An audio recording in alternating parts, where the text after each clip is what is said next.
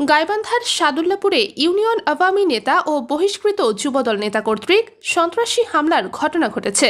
উপজেলার কামারপাড়া ইউনিয়নের কামারপাড়া বাজারে গত 24 মার্চ রাতে স্থানীয় মধ্য হাট বামুনি গ্রামের তোফাজ্জল হোসেনের পুত্র শহীদুল ইসলাম সোনা এ হামলার শিকার হন। এ বিষয়ে শহীদুল ইসলাম সোনা বাদী হয়ে সাদুল্লাপুর থানায় একটি এজাহার দায়ের করেছেন। এজাহার সূত্রে জানা যায়, হামলার শিকার শহীদুল ইসলাম সোনার নিকট স্থানীয় ইউনিয়ন আওয়ামী লীগের প্রভাবশালী নেতা তরিকুল ইসলাম বঙ্কু ও বহিষ্কৃত যুবদল নেতা হারুনুর রশিদ মিয়ার একটি বাহিনী এলাকায় ত্রাসের রাজত্ব কায়েম করেছে। বঙ্কু ও হারুন বাহিনী সোনা মিয়ার নিকট 5 লক্ষ টাকা চাঁদা দাবি করে এবং এতে সোনা মিয়া অস্বীকৃতি জানালে তার উপর অতর্কিত হামলা চালায় ও তার নিকট থাকা 30,000 টাকা ছিনিয়ে নেয়। এতে সোনা মিয়া গুরুতর অসুস্থ হলে স্থানীয়রা তাকে উদ্ধার করে সাদুল্লাপুর উপজেলা স্বাস্থ্য কমপ্লেক্সে ভর্তি করায়। এই ঘটনায় ভুক্তভোগী শহীদুল ইসলাম সোনা প্রশাসনের হস্তক্ষেপ সহ সন্ত্রাসীদের শাস্তির দাবি জানিয়েছেন।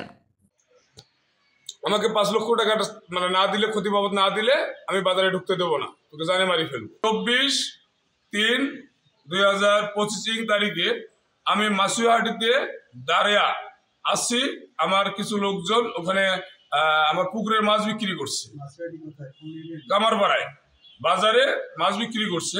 এমন সময় তরিকুল ইসলাম বঙ্কুর যোগসাজশে মোহাম্মদ হারুন মিয়ার বহিষ্কৃত নেতা হারুনের নেতৃত্বে আসিয়ে 10-15 জন আসিয়ে আমাকে এলোপাতারি মারডাং ঘুষি এবং আমার কাছে যে রক্ষিত টাকা পয়সা ছিল সব ছিনিয়ে নিয়ে চলে যায় এবং ওই 5 লক্ষ টাকা চাঁদা না দিলে পরবর্তীতে আমাকে কামারপাড়ায় ঢুকতে দিবে না, আমাকে জানে মারবে, আমার পরিবারকে ধ্বংস করবে, শেষ করে দিবে।